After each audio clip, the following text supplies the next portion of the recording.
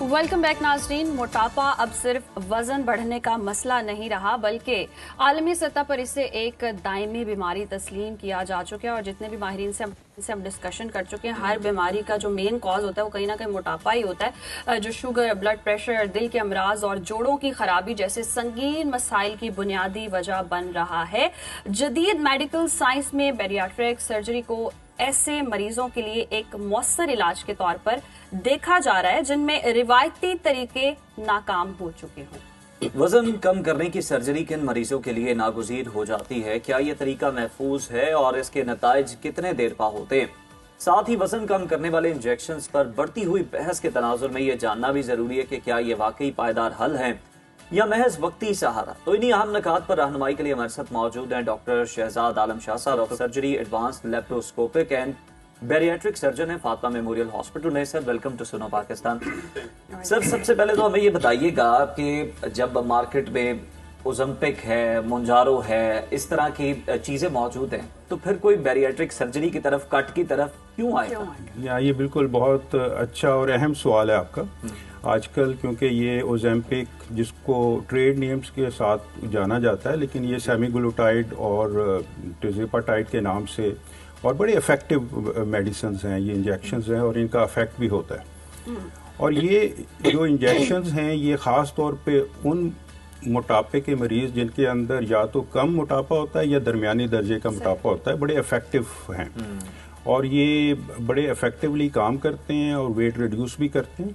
और ये ख़ास तनासब तक अगर इनको जुडिशियसली यूज़ किया जाए और उन मरीज़ जो है इसको एक गलत तरीके से इस्तेमाल ना करें और एक प्रॉपर फॉलो प्लान के साथ करें तो बड़े इफेक्टिव होते हैं। और ये बिल्कुल दुरुस्त बात है कि बहुत सारे ऐसे मरीज़ जो कि पहले बैरियाट्रिक सर्जरी करवाते थे उनके लिए ये इंजेक्शंस जो हैं वो अब निस्बतन मुफीद एक अल्टरनेटिव के तौर पे आ रहे हैं।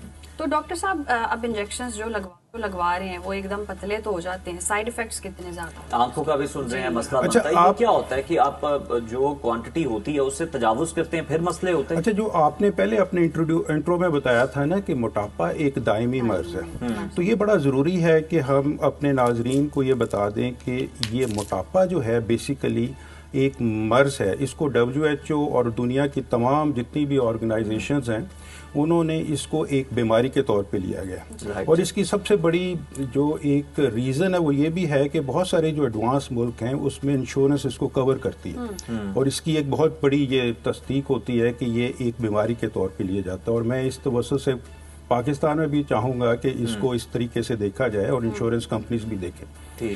अच्छा, क्योंकि ये दायमी मर्ज है और ये दूसरा इसका जो एक प्रॉब्लम है वो ये है जिस तरह बाकी डायबिटीज़ या हाइपरटेंसिव डिजीज़ होती हैं इसी तरीके से मोटापा भी एक डिजीज़ के तौर पर ये रिकरेंस और रिलैप्स हो जाता है, ये बार बार दोबारा आ जाता है। यही प्रॉब्लम इसके साथ ये मेडिसिन के साथ भी है कि अगर तो आप इनको सही तरीके से एक ख़ास हद तक और सही मरीज़ में देर तक इस्तेमाल करते रहेंगे और साथ ही साथ इसका ये ख्याल रखेंगे कि ये ग़िज़ा के साथ जो एक्सरसाइज है और इसका जो डोज है वो प्रॉपर अगर आप लेते रहेंगे तो फिर काफ़ी इफेक्टिव होगा और रिलैप्सेस के चांसेस निस्बतन कम हो जाते हैं। लेकिन जिस तरह आपने बताया कि बैरियाट्रिक सर्जरी में क्यों आएंगे, वो पेशेंट्स जो कि एक ख़ास हद तक एक BMI से ज़्यादा के हैं जिनके अंदर ये इफेक्ट नहीं रहता, या वो पेशेंट्स जो एक्सरसाइज करते हैं, जो अपना ग़िज़ा का ख्याल रखते हैं और अपना वेट रिड्यूस कर लेते हैं और फिर उसके बाद रिकरेंस हो जाती है, तो बड़ा ज़रूरी है कि उनको राइट टाइम पर राइट डिसीजन करना चाहिए और सर्जरी का डिसीजन करना चाहिए। क्योंकि अगर तो ये ड्रग्स भी इफ़ेक्टिव नहीं है और अगर उनकी जो एक्सरसाइज और ग़िज़ा के अंदर जो उन्होंने पहले डाइट को देख के किया था तो फिर ज़्यादा देर करने से जो इस ओबेसिटी के साथ जो दायमी मर्ज हैं, जो कि बाकी मर्ज हैं, जो कि एग्रोवेट हो रहे हैं, वो टाइम के साथ साथ बढ़ते जाएंगे और फिर उसके अंदर ये प्रॉब्लम होगा कि उनकी रिवर्सिबिलिटी मुश्किल हो जाएगी। तो डॉक्टर साहब ऐसी मिस्टेक्स हम कर क्या रहे हैं कि जिसकी वजह से इतना मोटापा हो जाता है और फिर वो उससे ओवरकम भी नहीं आप कर पा रहे होते? देखिए, इसके लिए ना ये बड़ा ज़रूरी है कि मोटापे को समझना बड़ा ज़रूरी है। मोटापे की सिर्फ ये वजूहात नहीं है कि हमने ज़्यादा खाया और एक्टिविटी कम की और मोटापा हो गया। بلکہ یہ ایک نیورو ہارمونل ہے، یعنی دماغ اور بھوک کے درمیان جو ایک بے ربطگی ہے وہ پیدا ہو جاتی ہے ان موٹے مریضوں کے درمیان. صحیح. اور اس بے ربطگی کی وجہ سے موٹے مریض بعض اوقات ویٹ ریڈیوس کرنے کے بعد ری گین کر لیتے ہیں، کیونکہ اصل میں وہ اس بیماری کو سمجھ نہیں سکتے. ہمارے جسم کے اندر بہت سارے ہارمونز جو بنتے ہیں، اور ان ہارمونز کی وجہ سے یہ موٹاپا جو ہے وہ اس کی افیکٹ کی وجہ سے دوبارہ سے ہو جاتا ہے. تو بڑا ضروری ہے کہ پیشنٹس کو اور یہ جتنے بھی موٹے مریض ہیں ان کو اس چیز کا اہتمام کرنا چاہیے کہ وہ اس کو کنٹینیوسلی زیادہ دیر تک اس کو خیال رکھیں.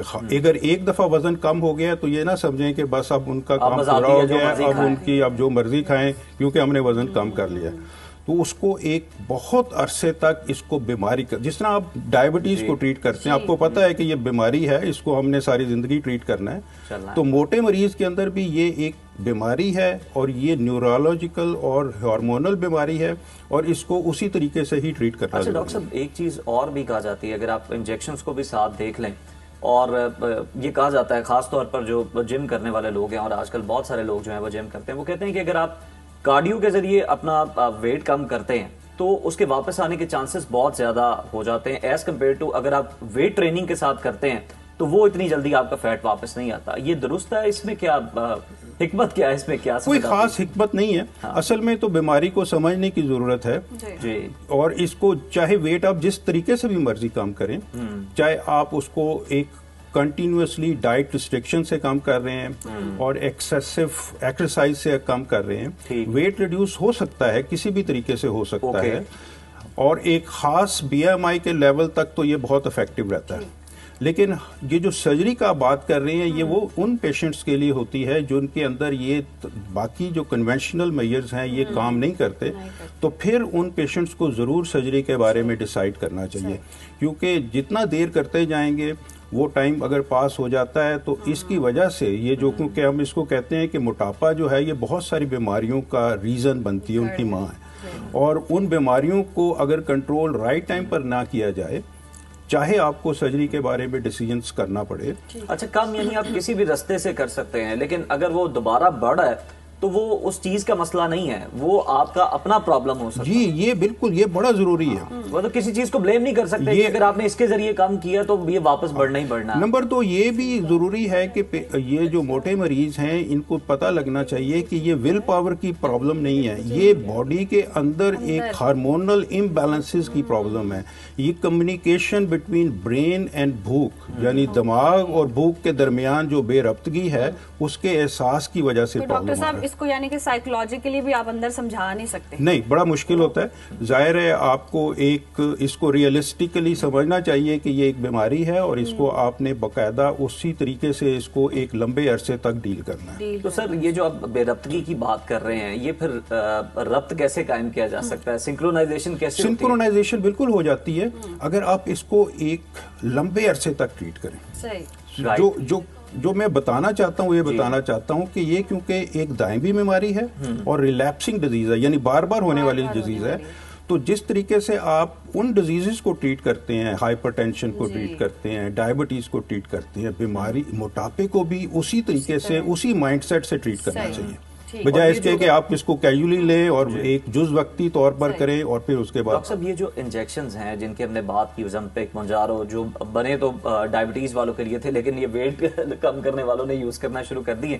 سر اس کے کیا سائیڈ ایفیکٹس ہوتے ہیں، اور کیا یہ پھر آپ زندگی بھر آپ کے ساتھ چلتے ہیں، آپ کو ان کا استعمال کرنا پڑتا ہے لائف لانگ، یا پھر آپ نے ایک دفعہ اگر وزن کم کر لیا تو دوبارہ آپ کو اس کی ضرورت نہیں ہے؟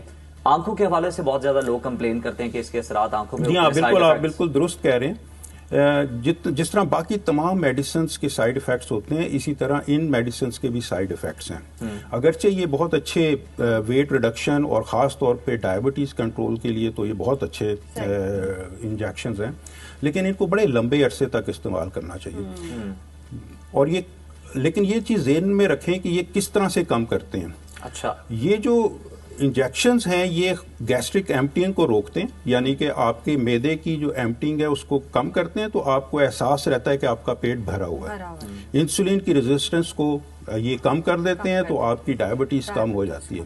لیکن اس کے ساتھ ساتھ اگر آپ کا زیادہ انجیکشنز لے لیں گے یا کچھ پیشنٹس کے اندر یہ زیادہ افیکٹو اگر طریقے سے وہ اس عمل کو کریں گے تو پھر اس میں متلی کا آنا، پیٹ کا بہت زیادہ بھرنا یا بہت زیادہ ویکنس محسوس کرنا، تھائرائیڈ کے اوپر پرابلم کر سکتے ہیں جی. اور بڑا جوڈیشیسلی ان کو ان پیشنٹس میں یوز کرنا چاہیے جن کے اندر پہلے لبے کی سوزش ہوئی تھی، کیونکہ اس کی پرابلمز اس کے ساتھ آ جاتی ہیں، آنکھوں کی پرابلمز اس کے ساتھ ہو سکتی ہیں.